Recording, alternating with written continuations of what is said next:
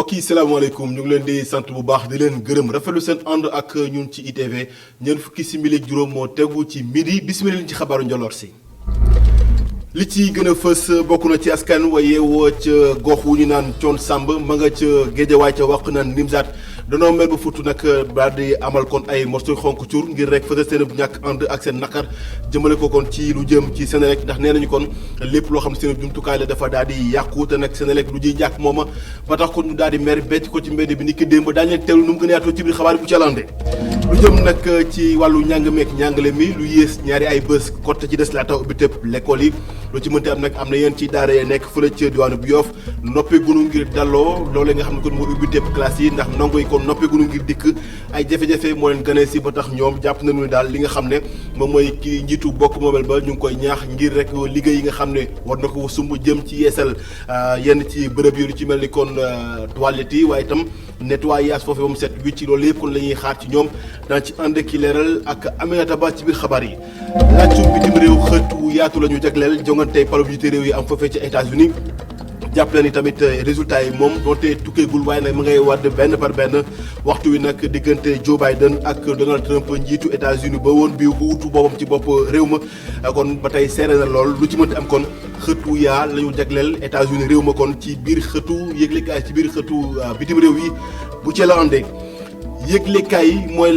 laajtu xabaaru njoloor si mbokk yi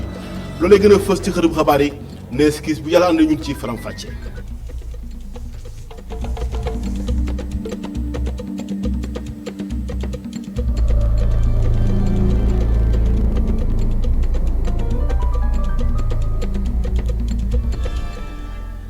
mbokk yi salaamaaleykum ñu ngi leen di sant bu baax di leen gërëm rafetlu bu baax seen ànd ak ñun ci ITV xabaaru njoloor si dañ koy tàmbaleeg tolluwaay mbas mi ci Sénégal ni ki tey fukki nit ñoo am yees woppi Covid 19 bokk na ci ñoom juróom ñoo xam ne ay cas contact la te ministère de la santé ak action sociale doon leen topp ak juróom ñoo xam ne ay cas communautaire lañu ni ki tey juróom-ñeent fukk ak juróom-benn nit jot nañu wér ci mbas mi ñeent ñoo nekk ci réanimation ci Sowtas bi mbas mi feeñee Sénégal ak tey ji nag jàpp leen ni fukk ak juróomi junni ak juróom-benn fukk ak juróomi nit juróom fukki nit kon ñoo am mbas mi lu toll kon ci fukk ak juróomi junni ak ñaari téeméer ak ñeent fukk ak juróomi nit jot nañ ci wér ñaari téeméer ak ñaar fukk ak juróom-benn nit ñoo ci ñàkk seen bakkan lu toll nag ci juróom-ñaar fukk ak juróom-ñett ñoo des ci loxo hôpital ci loxo docteur yi ci l'hôpital yi ngir ñu toppatoo seen wér-gu-yaram maa ngi leen koy junj mbokki ci ndorteelu xabaar yi ak askan yi nga xam ne ñoo yeewoo ca goxu yi naan Thione Samb ma nga ca waxi na Nimzaat ca Géejawaay danoo mer ba futu jëmale nag ci këru séddale courant bi ci Sénégal di Senelec ndax jàpp nañu ni kon waxtu wi seen jumtukaay yu bëri dafa daal di amee jafe-jafe lenn ni daal di yàqu te nag loolu lépp kon nee nañu lu ji njaag Senelec moom mooy njaag ba tax ñu takk seen morceau xonk cur ba ci seen mber ci mbedd bi loolu mu nga amee ni ki démb ndax jàpp nañu daal fi mu ne nii li nga xam ne rek mooy ab kalaame sax dàquñ ko yóbbu ko ci kanam utu attekaay yi ñii di waa Senelec kon lañu koy daal di ngàll seen kaw ñu ànd ci leeral ak Mamadou Lamine Fatim mi teewoon seen doxum ñaxtu. haute tension ci courant bile tax na ba askan wi dëkkee ci quartier Thione Samb bu Wakhinane Nimzatt am ay yàqute yu bari ci seeni jumtuwaay lu mel ni télé frigérateur ak yeneen yi nga xam ne ñoo dem ci matérielu électronique. ñu courant bi dafa sauté léegi nag am yoo xamante ne lu ci gën a bëri suñu matériel kër lu mel ni télé frigidaire frigo ay téléphone ak yeneen matériel yoo xamante ne yooyu xarala la ay ventilo ñoom ñëpp seen télé yi dafa yàqu. léegi nag loolu moo waral ñun ñëpp tey ñu regroupé fii nga xamante ne mooy suñu quartier Wakhinane Nimzatt ñëw fii di wane suñu naqar. fanweeri kër ak juróom yi nga xam ne ci biir kër yooyu le lu ëpp téeméeri njaboot ñu ngi dund méttit bi lee. démb dañu toog ku ci nekk yaa ngi woon sa biir kër di seetaan télé jékki-jékki mu am ay explosion ci télé yi. congélateur yi yàqu na télé yi yàqu na micro-ondes yi yàqu na ventilateur yi lépp a yàqu essence bi amatuñu dara te loolu noonu yëpp ci liggéeyu waa Senelec la te je pense que ni ñoom bi ñu demee bay commencer seen liggéey waroon nañu avertir ñi nga xamante ni ñooy yeewoo ci quartier bi mais defuñu loolu maanaam respecté wuñu moo tax ñu def loolu léegi yàq nañ suñuy matériel Sénégal loolu moo fi am dañ lay tooñ ba pare teg loolu metti nga dem ci yoon wala nga dem feneen di wuti ji wallu kenn du la dimbali. fan lañu jëm dañoo bëgg à ce que Senelec lu ñu yàqal ñu fay ñu ko parce que aussi à tout le temps ñuy yàqal ñu leen di bàyyi loolu dafa yomb. jigéen yi le desuñu benn yoon gannaaw ci xeex gi le ñoom génn nañu bu baax a baax ngir naqarlu yàqu-yàqu bu courant bi def ci seeni jumtuwaay yile. dañu dajale di ci suturlu ak sunu njaboot lépp yàqu na fii nu toog nii dañuy toog léeg-léeg courant bi di tàkk léeg-léeg nga xëy te sunu poto bi yàgg nañu koo jooytu ci ñoom te fajun gestuwul nu benn yoon. mais dama bëgg ñu fay na sunu alal sonn nanu dee nanu tàyyi nanu. askan wi dëkkee ci quartier Thione Samb bu Wakhinane Nimzatt ñoom mer ba futtu lañu def takk ay brassard rouge di joxoñ baaraamu tuuma Senelec mi yore courant gile ñoom sax nee nañu dinañ dem fa mbaxana doone benn ñoom lu ñu bëgg rekk mooy ñu ndàmpaay leen ci seen jumtuwaay yu courant bi yàq.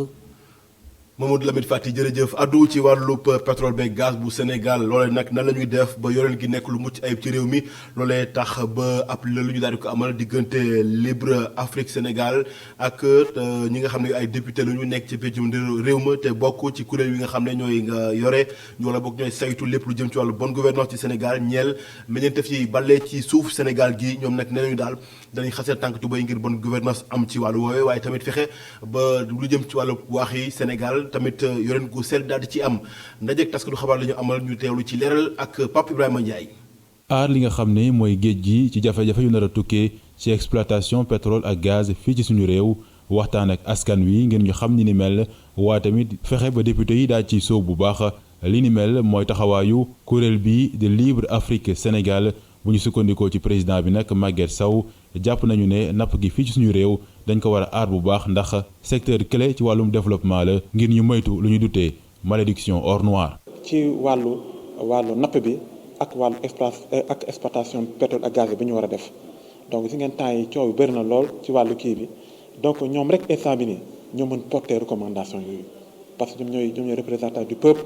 fu ñu mën àgg ñun mënuñu fa àgg donc tey dañ ñëw pour présenter leen ko wasaare ko ak ñoom pour ñu xam la moo nekk ci biir pour que aussi ñoom ñu mën ko porter fu ñu nekk pour nga xam ne dina am solution ci wàllu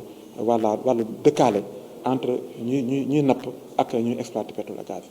ba ñuy amal benn ndaje 24 octobre 2020 ñi nga xam ne ñoo bokk ci Libre Afrique Sénégal ñoom sax defoon nañ ay recommandations ngir fexe daal ba député yi daal di aar lépp lu tukkee ci géej gi ci mbirum exploitation pétrole ak gaz bi. loolu nag député bi di Demba Babel Sow di ko rafetlu bu baax te di fësal ne assemblée nationale dina ci bay waaram. suñu rôle mooy transparence bi expliquer leen parce que voté nañu code gazier voté nañu code pétrolier voté nañu xam nañu société yi exploité pétrole lépp ni muy demee suñu rôle ñun député yi mooy dalalu xelu askan wi ñiy manifester c'est à juste titre bu fekkee ne am lu leen jaaxal am na lu leen ump il faut ñu jël ko waxtaan ak suñu mbokk yi waxtaan ak Sénégalais yi man parce que manifestation ku jóg di wax rek dafa am lu muy wax maintenant est-ce que li wax am na wala amul ñun suñu rôle mooy wax askan wi lii la te am nañu ay éléments pour wax leen lii la ak lii la. Libre Afrique Sénégal ak ay député lëkkaloo ngir daal di aar napp gi ci li nga xam ne mooy wàllum exploitation pétrole ak gaz fii ci Sénégal ndax jàpp nañu ne buñ ko defulee lu jëm ci wàllum secteur bi mën na am ay jafe-jafe surtout rawatina ci wàllum alam bi. Pape Ibrahima Ndiaye jërëjëf addu ci wàllu njënd meeg njaay mi ci Sénégal ak jëwriñ gu ñu ko dénk tey la gën a xar tànk tubéyam bu ko defee lépp loo xam ne ay mesures la bàyyeekoo ci makkaanam ngir rek mu leen say daal ci tënku ngir set ak cellal sax dàkk nag ci kuréel yooyu ñu jaayee ak jënd mburu ci Sénégal lu toll nag ci junni ak juróom-benn téeméeri mbulaan si la ñu jot a tàggat buñ ko xaymaa ci koppar gi ñu ci dugal toll na ci juróom-ñett fukk millions surub xaalis loolu nag ni ki démb lañ ko daal di amal ci teewaayu jëwriñ gu ñu dénk wàllu tàggatu keeg xëyum ndaw ñi si Sénégal ñoo na ci leeral ak Abdourahmane Ly. tàggat defarkatu mburu yi ci set ak lu ñuy wax qualité ci boulangerie yi ngir jeexal fi tàkk lii di ñàkk set ku ñu nemmeeku ci yenn boulangerie yi ki ko initié di waa 3FPT gannaaw ab tegtal bu jógee ci jëwriñ gu ñu dénk wàllum xëy mi tàggatu bi ak apprentissage ñu mën ko wax jàngat gi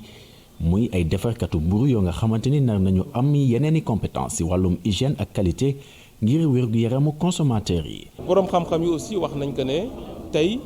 formation ci wàllu hygiène ak qualité xaw na manqué ci boulangerie loolu moo tax suñu ministère en charge de la formation professionnelle jaar ko ci 3FPT décidé accompagner boulangerie yi ci former leen tey ñu doon lancé nag série de formation yi nga xam ni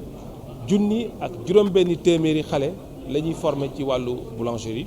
ci wàllu hygiène ak sécurité parce que jàpp nañ ne loolu professionnels yi nga xam ne ñoo ŋànk wàllu boulangerie loolu la ñu bëgg mais jàpp nañu aussi que consommateurs yi aussi nekk na seen préoccupation xaalis bi ñu ngi koy xayma ci juróom-ñetti fukki millions de francs CFA yoo xam ni ci lañ koy dugal incha allah. muy secteur boo nga xamante ni daanaka mi ngi gën di évoluer di dem fanweeri junni nit ngi liggéey ci lu toll ci junni ak juróom-ñetti téeméeri boulangerie yoo nga xamante ni dañoo tas ci Sénégal gi yépp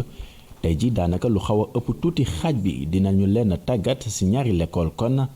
muy misaal bu am solo bu am ci déggoo diggante secteur public bi ak secteur privé bi. bi ci njëkk mooy centre de formation en agroalimentaire bi nga xam ne ci suñu ministère la bokk mais beneen bi aussi centre de privé la bu tudd ISBP Institut sénégalais de la boulangerie et de la pâtisserie may rafetlu loolu li nga xam ni public comme privé daje nañ pour gunge état ci wàllu formation ndaw ñi parce que comme ni ma ko waxee souvent rek public comme privé yëpp dañu am li ñu tuddee mission de service public. wante 3FPT narul yem foofu ak boulanger yi yeneen i formation mën nañu leen ko proposer ñoom di boulanger yi si bu ñu ko sàkkoo. bu at bi jeexee ci 2021 bi war nañ leen mën a accompagner continuer accompagner secteur bi ci yeneen domaine formation yoo xamante ni ñoom dinañ ko ñoom ñoo ko war a identifier ñu jàppale leen ci pour lan pour dooleel jeunes yooyu di jublu ci wàllum boulangerie bi wala ñi nga xamante ni aussi xalaat nañu pour dem ci ñu won leen ni que tey jii métier à part entière la et que état mi ngi fi pour jàppale leen à travers le ministère de l'emploi et également à travers le 3FPT muy di fonds de financement bi. ay avancées yu am solo ministère du commerce ngi koy xaar gannaaw tàggat gi ngir fexe ba consommateurs yi am mburu bu mucc ayib te sell ñoom ñi leen nga xamante ne mën nañu leen a méngale ak ay tax der yu taxaw ngir consommateurs yi lépp lu ñu lekk ngir mu nekk lu mucc ayib. Abdourahmane Ly jërëjëf Faloup jiitu parti Rewmi Idrissa Seck ci bopp kuréel wi di conseil économique social et environnemental coalition Idy 2019 ne amu ci yàq amu ci defar Hadjibou Soumaré Cheikh Hadjibou Soumaré moo ko daal di xamle moom nag nekkoon du ci sori ndax nag xamul wala boog amagul lépp loo xam ne xabaar la bàyyee ko ci tabab ci bopp makkaan woowee loolu daal di xamle ñu tawli kàddoom moom mi fi nekkoon jëwriñ élément jëwriñ ngi ci nguurub Abdoulaye Wade ci micro Moutaga Kane. coalition Idy 2000 ay gor ñoo ko séq ay gor ñoo ko séq damay inciter bu baax ci loolu ay nawle ñoo ko séq gor ak nawle buñ ko séqee bu dara amee dañ koy waxtaan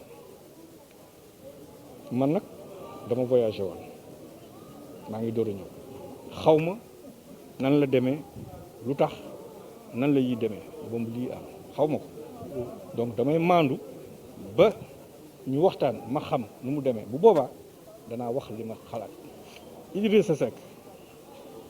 moom nekk na président conseil économique et social ñaar ñoo xam ne ci partem lañ bokk ci li ma dégg bokk nañ ci gouvernement bi keneen kan moo ci bokk man de man maa ngi ci télévision xam nga bu foofu laa ko yëgee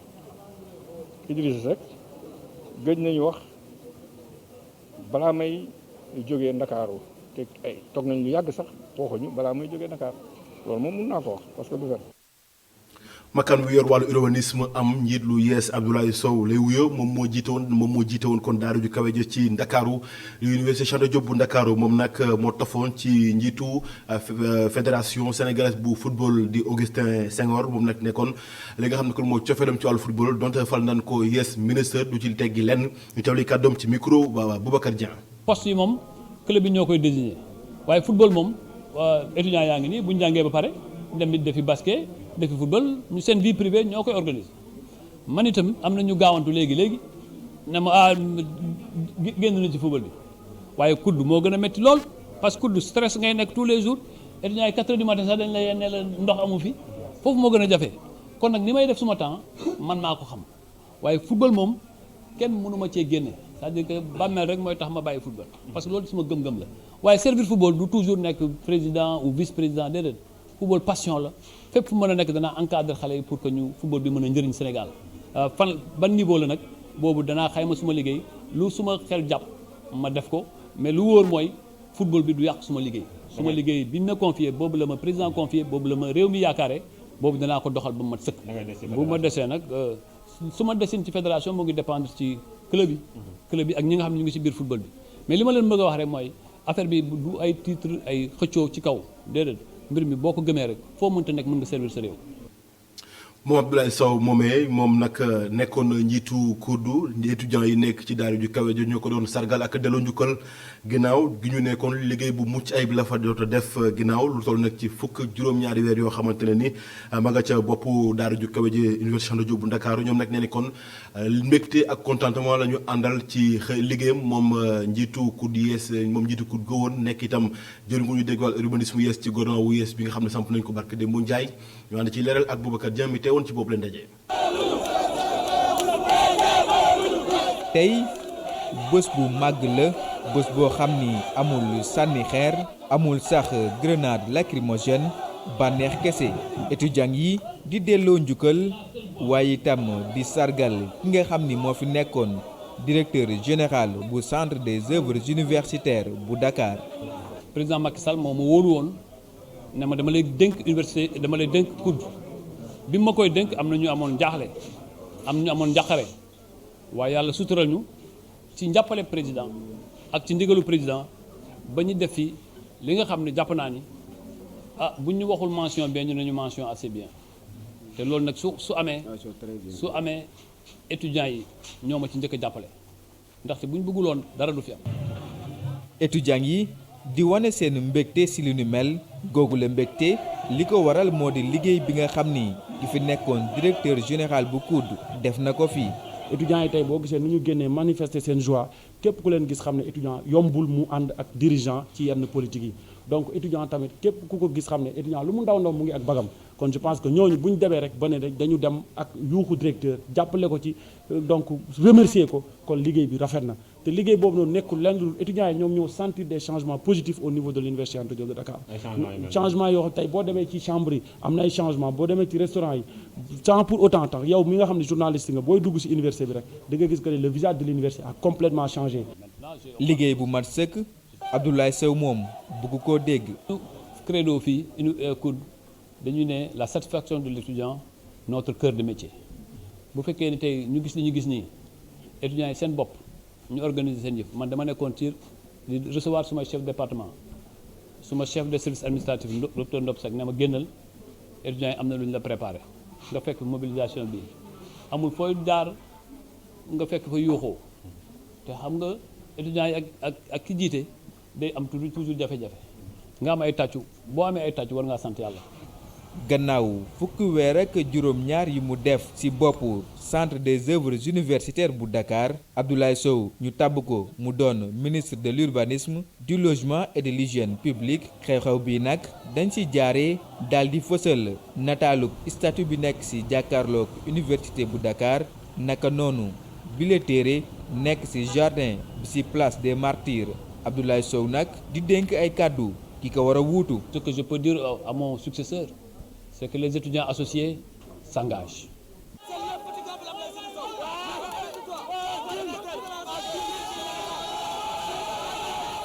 Boubacar Dieng jërëjëf addu ci wàllu njàng meek njàngale mi lu yées fukki fan moo tere ubbi école yi ci Sénégal dem nañu ca Yoff nag waaye foofee daara yu bëri noppeegul ngir dalloo ndongo yi ngir rek ñu mën a tàmbaliwaat njàng meek njàngale mi ndax dafa abi jafe-jafe yu bëri bokk na ci jafe-jafe jëm ci wàllu toilette ak yenn ci bërëb yoo xam ne foofu ñu daal di ko setal ba tax njiit yi di sàkk kon ci njiitu bokk moomeel ba mu xar ci tànk tubéyam laata ubbi tépp l'école yi ci ndaw ñi ñu teewlu ci leeral ak Aminata Ba ak reportage. ci école 5 bu Yoff ay fan rek dese ni ngir ñu amal ubbite école yi ñoom nag jamono ji li ñuy xaar mooy rek ñu nettoyer leen seen bërëb bi ba mu daal di set wicc bu ko defee ñu mën a dalal ndongo yi. no apparemment paregul mais ça c'est une bii nii li nga gis nii mbalit bi c'est pas du mbalit boo xam ne dafa grave parce que xob yi la quoi xob yi la. l'école là vraiment ce qui est sûr di wóor te wóor la xale yi balaa ñuy ñëw le 12 école bi dina set wicc suba mën na xëy na mairie bi mën na jaar suba ñu bale fi. ca école 2 jamono ji lépp yem na ngir ndongo yi mën a delluwaat ci classe yi waaye li ñuy ñaxtu mooy seen toilette yi la ñu jàpp ni doyul. waaw suñu jafe-jafe ji daal bi nga xamee ne moom moo ñu gën a tiital mooy toilette yi. ndaxte école lañ boo xamee ne lii mu élèves yi fi jàng jéggi nañ juróom-ñaari téeméer ak juróom fukk at yi passé yëpp at mi ñëw tam noonu lay demee incha allah te juróomi jëfandukaay rek la ñu am juróomi cabinet rek la ñu am ñett yi ñu sedd ko jigéen ñi ñaar ñi ñu féetale ko góor ñi xale yu góor yi xam nga loolu wax dëgg yàlla doyul maire bi sax xam ne na doyul ci noonu la sooboo woon ci defaraatal ñu juróom ñetti toilettes yoo xamee ne dina yokk ci lii bu ko defee daal école bi mën a soox ak loolu mais depuis bi mu ko tojee mois d'août gisaatuñu benn jéego bu mu def. ci ñaaxi école yi protocole sanitaire bi dinañ ko daal di tekk ngir daal di méngoo ko digle kër docteur waaye distanciation physique bi luy jafe la ci biir classe yi. la distanciation sociale moom mënuñu ko respecté mënu nekk ku la ko wax aussi da lay nax mu mënu nekk avec les réalités de nos classes qui sont des classes de 50 élèves 60 élèves ici à Yoff. Même si ce n'est pas le cas, c'est difficile à respecter. L'essentiel, les élèves seront très bien surveillés. Moi, en tant que directeur, je suis les devant. J'ai le proviseur du lycée, comme c'est dans l'administration, nous avons 20 tables bancs. CGV, nous avons fait temps, par exemple. C'est vrai que li nga xam ne nag moo di mesure barrière yi dinañ ko dellusiwaat li nga xam ne nag mooy jafe moo di respecter distanciation physique bi maanaam daal élèves yi sérieux 1 mètre loolu daal jàpp nañ na métti parce que classe yi dafay bari ay élèves. appliqué. ubbite école ñu ngi ko jàpp niki fukki fan ak ñaar ci weeru novembre bi ñu dëgmal directeur école yi ñu dajeel di woo seen jëwriñ ji mu daal di jël bépp matuwaay ngir rekk année scolaire bi mën a jaar yoon.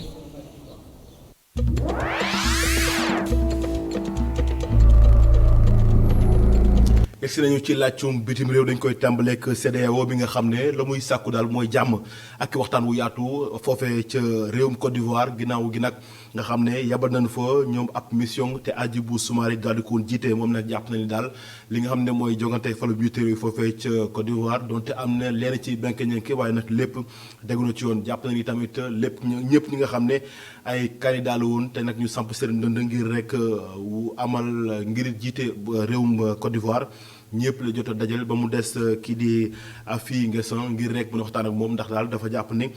mujj la daje ak moom ngir waxtaan ak tolluwaayu réew mi ak lépp li nga xam ne mooy seen biite ak seen tànk foofee Hadjibou Soumaré moo ko daal di xam ne ñu teewli kàddoom ci micro mu tagaakan. parce que sama ñaari mag lañu muy président Bédié ak président Ouattara muy doomu réew Abidjan boo xam ne ñun ñëpp fier nañu ci ñoom ci lu bari muy président Bédié muy président Ouattara. Puisque samay mag lañu te ñoom dañ ma joxoon aussi cëru rakk ku ci nekk ci ñoom ñaar waxtaan na ak yow parce que dama demandé woon audience mais avant élection yi benn ñaar laa ci gis le président Ouattara ak président ak kii Kakabe te dañ ma jox mission en tant que CEDEAO donc xam naa sama valeur mission xam naa fu ma jóge alors ma jóge fa ma dem président Bédié moom tey la ma recevoir ma wax ak moom démb ma wax ak moom ci guddi gi li ma leen wax sama ñaari mag yooyu muy président Ouattara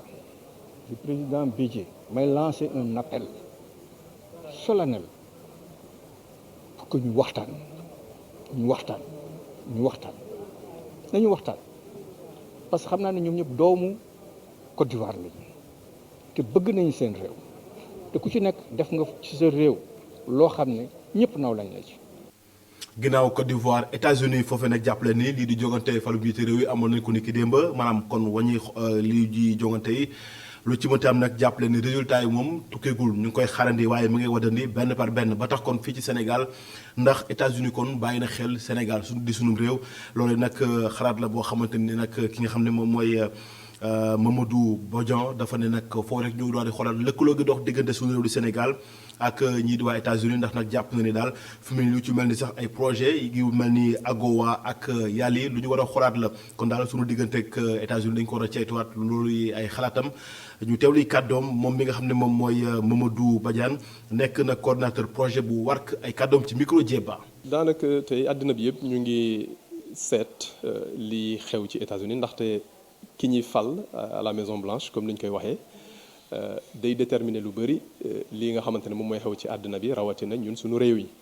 bu ñu seetloo ci histoire États-Unis am na ay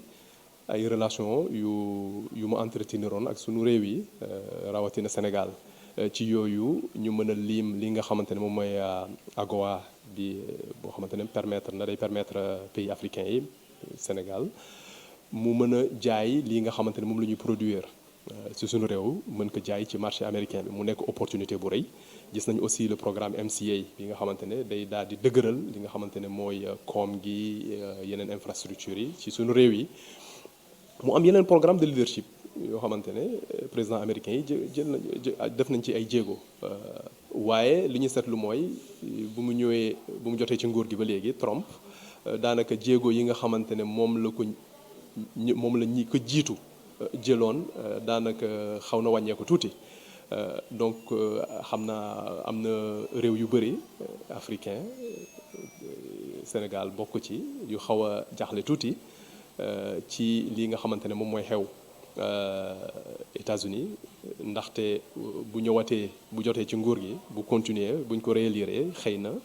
li nga xamante ne moom la waroon def ci jéego ngir dëgëral relation yi ak yenn pays africains yi mën na wàññeeku lu bëri ndaxte tàmbali na ba pare te nit ñi xaw nañ ci am njaaxle daal. Amérique nag mu ngay bàyyi xel bu baax réewum Sénégal loolee ay xalaat la bàyyi ko ci Ali Fara Ndiaye moom nag docteur la ba noppi docteur en sciences politiques ba noppi nekk koo xam ne xam-xamam dafa màcc lool jëm ci réewum États-Unis moom nag jàpp na ni daal Sénégal li tax kon ñu gën ko bàyyi xel mooy démocratie bi nga xam ne mu ngi fi sax fi dàkk loolu daal di xam nañu teewlu kàddu moom Ali Fara Ndiaye ci micro Jéba. Sénégal si prix individuel mosul nekk un enjeu pour l'administration américaine. lu ñuy def mooy ñoom dañuy jël enjeu ak ay politique pour Afrique après définir ay critères yooyu bu fekkee benn pays éligible na si na bénéficier aussi Sénégal heureusement avec les questions de démocratie les questions de respect des droits de l'homme et tout ça Sénégal initiative yi ñu jël yëpp depuis AGOA avec AGOA avec le président Clinton PEFLAR avec MCA Sénégal da ci bénéficier parce que après tout il fait partie des pays en Afrique yu ñu gis comme des pays qui sont émergents qui sont dans le sens du progrès de la respiration qui font des efforts dañ leen di encourager ba ci MCA bi mais de manière globale du ñu jël le Sénégal simplement prix du ñu am n'est pas assez important ci géopolitique gu États-Unis mais boo ko considéré Afrique Sénégal day repositionné wu toujours di bénéficier de loolu moo tax toujours chef d'État li ñuy jël ay initiative pays mel ne Sénégal da ciy éligible pays mel ne Ghana da ciy éligible pays mel ne Afrique du Sud da ciy éligible bref j'en passe ce qu'on appelle comme les démocraties et les pays stables quoi. résultat yi nag foofee ca États-Unis naam lépp yembagul waaye ma ngay wadd benn par benn li ñu mën a jàpp rek mooy diggante Donald Trump ak kii di Joe Biden soriantewuñu lool mais waaye nag des nañoo xamal dëgg kon fii ak waxtu yi di ñuy dëgmal ak wala bokk fan yi gën gaa néew fii ak benn jàpp ñaari fan danañu xam kan moo nekk kon ñeent fukk ak juróom-benneelu président bu États-Unis ginnaaw falub njiitu réew yi mbokk yi yegg si nañu ci pàcc gu mujj ci xabaar yi li ci yëglekaay yi. mbaa yéen a nga ca Aminata Touré njiitu conseil économique social environnemental ba woon génn ci patararam gi Vox Populi xëy jox ko kàddu gi mu ñu xamal ni yoreen wi nga xam ne defoon na ko ci makkaan gi nu ko dénk ginnaaw lépp ba ndang amul leen loo xam ne mën nañ ko ci tuumaal ni yoreen gu bon moo ci am comme xabaar yi jota biir ci réewum Sénégal ne loolee tax ñu tëbal ko ci bopp conseil économique social et environnemental Aminata Touré ne sama ginnaaw lépp ba ndang yoreen wi nga xam ne defoon naa ko ci bopp kuréel wi lépp tegu ci siraatal mustaqim amul benn benkeñenke wala benn jafe-jafe goo xam ne am na ci yoreen wi Aminata Touré yamu ca ndax nee na képp ko tumal wala nga wax luy yàq deram plainte lay lal sa kaw yóbbu la ci kanamu ëttu attakaay ci réew mi La Tribune ne Aminata Touré mer na noo mi mer na ndaxte nee na caaxaan faxe ba noppi dal ci kaw njiitu réew Macky Sall ndaxte nee na du seetaan kenn ku ko toroxal wala kuy yàq deram ci réewum Sénégal ak réew fi mu toll ginnaaw remaniement bi nga xam ne def nañ ko ba noppi ci réewum Sénégal yorin gu bon guñ koy tumal ci conseil économique social environnemental lii moo waral meram ba futt moo Aminata Touré yëglekaay groupe des médias bi yamu ca ndaxte nee na ginnaaw génnub Aminata Touré kan ci diggante Amadou Ba Aly Ngouille Ndiaye ak Matar Cissé ñooy génn seen pataral ginnaaw bu ñu leen tëbalee seen bopp makkaan yi enquête ne en tout cas diggante Aminata Touré ak njiitu réew Macky Sall neexatul diggante bi daa ñagas de te yaakaar gin ci amoon lépp tas na les éco ne Aminata Touré kay yebbi ne dëggam ci kanamu askanu Sénégal gépp ndaxte nee na kuy wër yoreen gu baax set te ñoŋ te sell demal ci conseil économique social et environnemental bi nga xam ne moom la ko njiitu réew Macky Sall dénkoon te fukki fan ginnaaw buñ ko tëbalee ci boobu kuréel gi sàmm fa Idrissa Seck njiitu parti réew mi moom Aminata Touré nag yebbi ne dëggam ci ginnaaw buñ koy tuumaal ni yoreen gu bon moo tax ñu tëbal ko ci boppu makkaan Aminata Touré yamu ca ndaxte nee na lépp luy document ma nga ci of nag te képp ku ci bëgg lu leer demal ci kuréel gi laaj ko Seydou bu Ndiaye Jaxate Abdoul Mbaye ni tekkil ndombal tànk Aminata Touré ak coow li ci am mbetteel dëgg la ci am ak gàcce ndaxte nee na ñoom ñi nga xam ne servi nañu état bu Sénégal rawatina njiitu réew Macky Sall amul lu ñu leen di fayee lu dul tey ji di leen toroxal ak a saaga Abdoul Mbaye ne lii daa ëpp ba tuuru te rax ci dolli ñaaw dëgg la def enquête def gëstu gu yaatu ci njiitu réew Macky Sall ak ñenn ñi nga xam ne ay jegeñaaleem lañu te mu tëbal leen yéeglekaay bi ne moom njiitu réew Macky Sall bu lay fal nag daanaka kenn mënu la tey waaye bés bu lay folli du ci am benn kersa yéeglekaay bi ne ku weddi laajal Moustapha Diakhaté Moustapha Cissé Lo maître Moussa Diop Sori Kaba Aliou Ndiaye Omar Youm Makhtar Cissé Amadou Ba ak moom mi di Aminata Touré te ñoom ñëpp ñu sukkandikoo ci yéglekaay bi dara taxul ñu tëb ndax seen gët ñu ko tegoon ci photo yu njiitu réew Macky Sall Sud Quotidien du guleen ginnaaw Aminata Touré moom njiitu réew Macky Sall muy tekki yéen ci naataangoom seen nombal tànk ndax bu weesoo maître Moussa Diop barki Demba Ndiaye Abdoul Mbaye premier ministre go woon nii la demee ak njiitu réew Macky Sall naka noonu Moustapha Diakhaté ak Thierno Alassane Sall Serigne Mbaye Thiam ba tey ma ngay des ci gouvernement bu Sénégal te ba luñ ko de loolee tax ba parti socialiste di rafetlu taxawaay bi nga xam ne njiitu réew Macky Sall am na ko ak yaatal gi mu def jëm ci gouvernement wu yees bi nga xam ne samp na ko barki Demba Ndiaye critique ne en tout cas lëkkaloo Idrissa Seck ak Macky Sall fa mu jëm ndox amu fa ndaxte léegi APR nag mënees na soppi tur bi dippee ko alliance pour réew mi mbënd mi ci réew mi moom ak ñi ñu ko déggoon ana fan la toll en tout cas les éco ne fukk ak juróomi député ñoo yoroon mission d'information bi di ci doxal ngir xool képp koo xam ne sa loxo soobu na ci mbënd mi ngir ñu lañ mën ko te kenn ku nekk ci député yi jot nga benn million ak ñeent fukki junni te ba léegi nag rapport bi des nañ koy jox njiitu réew Macky Sall donte nag app bi ñu leen joxoon di fanweeri fan ak benn ci weeru octobre gi ñu génn weesu na ba noppi yéeglekaay bi ne jafe-jafe gi yëpp nag ONAS moo leen ko jural ndaxte nee nañu ba léegi ni chantier yi ma ngay wóy ni leen ci noppeegul te koppar yi ko jagleel lépp génn na ginnaaw mbënd mi mbëkk mi Le Quotidien ne ñaar téeméer rek ñaar fukk ak juróom-ñetti nit la ñu teg loxo ci diirub ñaari fan ci waax yi junneeg juróomi téeméer rek ñeent fukk ak benn ci diirub benn ay bés te ñoom ñëpp mbuur lañu jóge te bi ñuy dikk am na kenn ku ñàkk bakkanam Le Quotidien yamu ca ndaxte nee na bërëb yi nga xam ne la leen jagleel ñoom ñi jël garab looce yi ngir dem ca Barça bërëb yi leen dencal fees na ba tuuru Mamadou Lamine Diallo njiitu tekki ñu fekku ci xët bu njëkk 24 heures mu ñuy xamal ni lu jëm ci mbëkk bi nag coow li njiitu réew Macky Sall ndaxte nee na yaakaar ndaw yi ci boppam la tasar ba ñoom ñëpp kenn ci ñoom amatul yaakaar ci réew mi rawatina ci njiitu réew Macky Sall ndogal gi mu jël moom njiitu réew Macky Sall yéglekaay yëpp ci dikk ni bëgguto gis benn xumbaay ak i mumbaay ci jokkaleen tey léegi yi nga xam ne dina am diggante jëwri yi nga xam ne la ñu tëbal ak ñi dugg yees ci gouvernement bi Vox Populi moom ma nga sa njàng meeg njàngale bi yéglekaay bi ne fanweeri juróom-ñaari junneeg ñaari téeméeri juróom fukk ak juróom benn étudiant jot nañu inscrire ba noppi waaye des na fukk ak juróom-ñeenti junneeg juróom-ñeenti téeméeri juróom fukk ak ñett yoo xam ne ba léegi des nañuy inscrire ci daara yu kawe ci réew mi source ànd ñaari maçon ñoo doon raak kenn ki jël pelle bi fëgg ko morom ba ñetti yoon ba mu jaare fa ñàkk ba kanam moom maçon bi Mohamed Jobang lay wuyoo yamu ca ndaxte nee na daa gas ba mu xóot suul morom ma ci chantier yi mais da ngay seet loolu rek. gërëm leen bu baax mbokk yi ci ànd beek ñun ci ITV loolee moo la laaj xabaaru Njolor si gërëm nañu ñëpp ñu ci jàpp lépp yemb rédaction bi jox leen dig daje xabaaru marax yi bu ci landee fii ak boobu ngeen wéy di ñu topp ci ITV ndax bëri ngi ci jërë ngeen jëf mbokk yi ñu yendu jàmm.